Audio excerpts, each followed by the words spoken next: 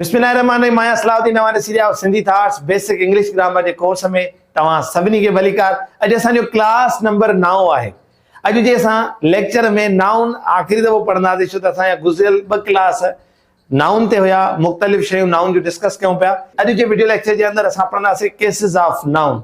यानी cases of noun जो मतिलबु आहे नाउन जूं हालतूं, यानी नाउन जंहिं जॻह ते इस्तेमालु थियो आहे कहिड़ी हालत में इस्तेमालु थियो आहे। जीअं 3 हालतूं आहिनि नाउन जूं, जेके असां इंशाअल्लाह अॼु वीडियो में एक्सप्लेन कंदासीं। पहिरियों आहे सब्जेक्टिव केस ऑफ नाउन, यानी नाउन इस्म जॾहिं सब्जेक्ट वारी जॻह ते इस्तेमालु थिए त उते उन नाउन जी जेका हालत हूंदी असां चवंदासीं ही सब्जेक्टिव केस आहे। सब्जेक्ट छा खे चइबो आहे? We have already discussed it त सब्जेक्ट उहो उन जो कम जो कंदड़ हुजे। पर ॾिसो, जेको सब्जेक्ट ते इस्तेमालु थियो आहे उहो सब्जेक्ट बि आहे त नाउन बि आहे। इन जे करे असां हिनखे चवंदासीं सब्जेक्टिव केस ऑफ नाउन, यानी अहिड़ो नाउन जेको सब्जेक्ट जी जॻह ते इस्तेमालु थिए। असां चवंदासीं इते इहो कहिड़ो केस इस्तेमालु थियल आहे नाउन जो? Subjective case. साहिर वाचिस मूवी, त हिते असां चवंदासीं साहिर जेको आहे नाउन आहे, ऐं नाउन कहिड़ी जॻह ते इस्तेमालु थियल आहे, कहिड़े केस में इस्तेमालु थियल आहे? सब्जेक्टिव केस में। सो सेकंड वन आहे ऑब्जेक्टिव केस, यानी नाउन जॾहिं ऑब्जेक्ट जी जॻह ते इस्तेमालु थिए असां उनखे चवंदा आहियूं ऑब्जेक्टिव केस। हाणे मां ऑब्जेक्ट नाहे पढ़ायो, पहिरियों मां जस्ट हिते तव्हांखे इंट्रो ॾेई वञा त ऑब्जेक्ट उनखे चइबो आहे जिते सब्जेक्ट जे कम जो असर पवे। इट्स वेरी सिंपल, हुनखे वधीक कॉम्प्लेक्स नथा कयूं।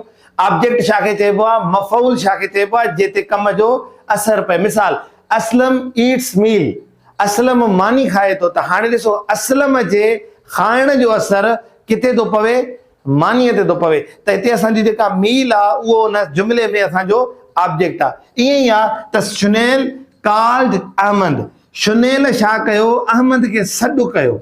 त हिते असांजो जेको अहमद आहे इहो सभ खां पहिरियां त ऑब्जेक्ट आहे, यानी हिन जेको शुनैल जेको कॉलिंग वारो अमल कयो आहे उहो छा ते कयो अथई? अहमद ते कयो अथई। यानी हिते असांजो अहमद छा आहे? ऑब्जेक्टिव केस ऑफ नाउन आहे। यानी कहिड़ो केस आहे? Objective case. यानी जॾहिं बि असांजो ऑब्जेक्ट जी जॻह ते नाउन इस्तेमालु थिए थो त उहो असांजो हूंदो आहे ऑब्जेक्टिव केस।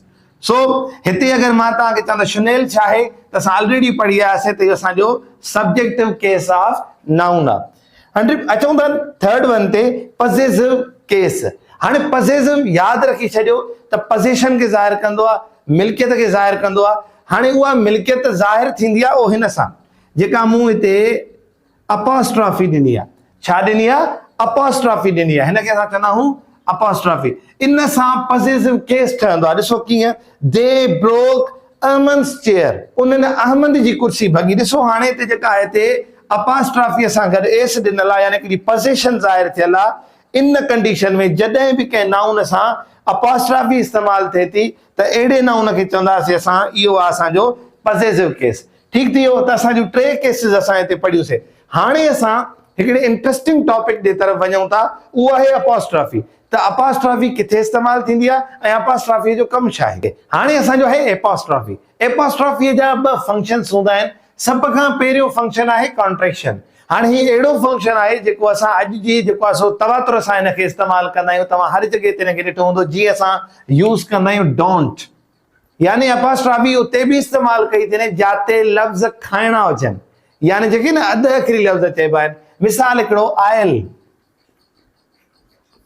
इन जे पोयां छा लिखियल आहे? I will. हिन छा कयो? डब्ल्यू ऐं आई खे खाधो। ईअं ई आहे इन प्रोसेस खे, अपॉस्ट्रॉफी जे इन प्रोसेस खे कॉन्ट्रैक्शन चवंदा आहियूं। यानी अपॉस्ट्रॉफी खे एज़ अ कॉन्ट्रैक्शन तौर बि इस्तेमालु कयो वेंदो आहे। जीअं अचो जुमिलो आहे कांट, त कैन नॉट इन जो कंप्लीट आहे, पर कांट छा आहे? इन जो अपॉस्ट्रॉफी जे करे इन जे अंदरि जुमिलो छा थी वियो आहे, या जेको अखर आहे अध अखरी था चऊं न, अखर हिते हज़फ थी वियो आहे, गुम थी वियो आहे। ॿियो आहे ही वॉन्ट कम टुमारो। हाणे वॉन्ट जी अंग्रेज़ी छा आहे? विल नॉट। ठीकु।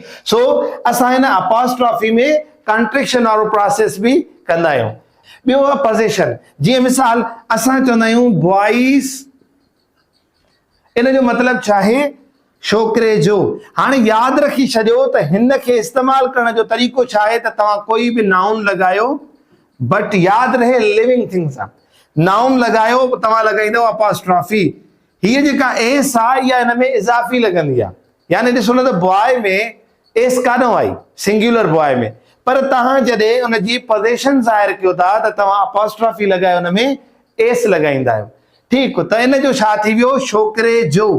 पर हाणे जॾहिं यादि रखो त असां ठाहियूं था प्लूरल। हाणे जे बॉइज़ स्कूल आहे, स्कूल जेको हूंदो आहे सॼो स्कूल, त उहो छा हूंदो आहे, उहो हिकु छोकिरे जो न आहे हूंदो, उहो इलाही छोकिरनि जो हूंदो आहे। पोइ उन में छा थींदो आहे त असांखे ऑलरेडी एस मिलंदी आहे। पोइ असां छा कंदासीं, ॿीहर एस न ॾींदासीं, असां छा कंदासीं, सिर्फ़ु अपॉस्ट्रॉफी जी जॻह मटाए अॻिते कंदासीं। हाणे छा थी वियो, बॉइज़ यानी छोकिरनि जो, यानी हिन सां एस जेका इज़ाफ़ी हणूं था उहा हिते असां अज़्यूम कंदासीं त इहा हिते आहे, पर असां हिन प्लूरल जे करे छो त असां ॿ दफ़ा हीअ एस नथा इस्तेमालु करे सघूं, पोइ असां छा कंदासीं, जस्ट जेका हुन प्लूरल जी लिविंग थिंग जी जेको आहे नाउन जी, असां सिर्फ़ु हुन जी अपॉस्ट्रॉफी जी पोज़ीशन चेंज कंदासीं, त हे असांजो थी वेंदो प्लूरल। हाणे कुझु अहिड़ा नाउन आहिनि जीअं प्लूरल हुननि जो एस सां न ठहंदो, पोइ असां छा कयूं, अपॉस्ट्रॉफी न ॾियूं। न, जॾहिं बि अहिड़ो नाउन इस्तेमालु थिए जेको प्लूरल एस सां न हुजे, पोइ असां उन में इज़ाफ़ी एस ॾींदासीं। मिसाल चिल्ड्रेन्स हॉस्पिटल, हाणे इते असां छा कंदासीं, इन खे एस जे अॻियां न खणी ईंदासीं, छाजे करे त इन जो प्लूरल एस सां नथो ठहे। पर जॾहिं बॉइज़ वारी ॻाल्हि असांजे साम्हूं आई, या हिते अचे थो गर्ल्स, हाणे ॾिसो गर्ल्स प्लूरल आहे त असां छा कंदासीं, अपॉस्ट्रॉफी अॻियां ॾींदासीं, पर हिकु छोकिरीअ जी अगरि ॻाल्हि हूंदी त अपॉस्ट्रॉफी वारी पोज़ीशन असां पोइ हिते कंदासीं। त हाणे जेका एस आहे इहा प्लूरल वारी न आहे, हाणे इहा इज़ाफ़ी एस आहे जेका अपॉस्ट्रॉफी खणी आई आहे उनजी पोज़ीशन खे ज़ाहिर करण लाइ। सो अपॉस्ट्रॉफी जा घणा फंक्शन आहिनि, कॉन्ट्रैक्शन एंड पोज़ीशन। हाणे छा सवाल आहे त छा नॉन लिविंग थिंग सां बि अपॉस्ट्रॉफी इस्तेमालु करे सघिजे थी? न, अपॉस्ट्रॉफी हमेशह लिविंग थिंग सां इस्तेमालु थींदी आहे, पर यादि रहे त जेके शयूं पॉपुलर आहिनि, मिसाल जीअं नासा आहे, यानी आहे नॉन लिविंग थिंग, पर हुनजो हिकिड़ो अहिड़ो ओरा जनरेट थी चुको आहे ॼण उहा लिविंग लॻण लॻी आहे, या हिकिड़ो जेको फेमस शइ हुजे, मशहूरु हुजे, असां उनखे जेको आहे अपॉस्ट्रॉफी अंग्रेज़ ॾियनि था, पर उहे बि मख़सूस नॉन लिविंग थिंग्स हूंदियूं आहिनि जिन खे हू लॻाईंदा आहिनि, बाक़ी हर नॉन लिविंग थिंग खे हू अपॉस्ट्रॉफी यूज़ न आहिनि कंदा। मिसाल मां थो चवां ऑक्सफोर्ड यूनिवर्सिटी, तव्हांखे क्लिक थियो त हिकिड़ो मशहूरु इदारो आहे, हार्वर्ड यूनिवर्सिटी, नासा, हाणे इहे छा आहिनि, इहे वॾा इदारा आहिनि, वेल रिनोव्ड इदारा आहिनि, फेमस आहिनि, त असां इन्हनि सां ऑक्सफोर्ड्स बुक हिते मां चई सघां थो, छाजे करे त हिकु वेल रिनोव्ड हिकिड़ी बिल्डिंग आहे, हिकिड़ो इदारो आहे नॉन लिविंग, पर हुनजी हिकिड़ी कैपेसिटी अहिड़ी बिल्ड थी चुकी आहे जीअं मन ॼण उहा लिविंग आहे असांजे लाइ। ठीकु आहे, सो अंग्रेज़ अहिड़ियुनि शयुनि सां बि, मशहूरु शयुनि सां, हर हिकु नॉन लिविंग सां न अपॉस्ट्रॉफी लॻाईंदा। सो मुख़्तसिर हीअ असां ॾिठोसीं अपॉस्ट्रॉफी जो इस्तेमालु, पोज़ीशन बि, कॉन्ट्रैक्शन बि। सो उम्मीद आहे त जो क्लास जेको असां केसिस ऑफ नाउन पढ़ियोसीं उन सां गॾु असां अपॉस्ट्रॉफी पढ़ीसीं, तव्हांखे सम्झ में अची वेंदो। इंशाल्लाह ईंदड़ क्लास में असां स्टार्ट कंदासीं प्रोनाउन खे। घर जो सिंधी थाट सां। अस्सलाम वालेकुम व रहमतुल्लाह।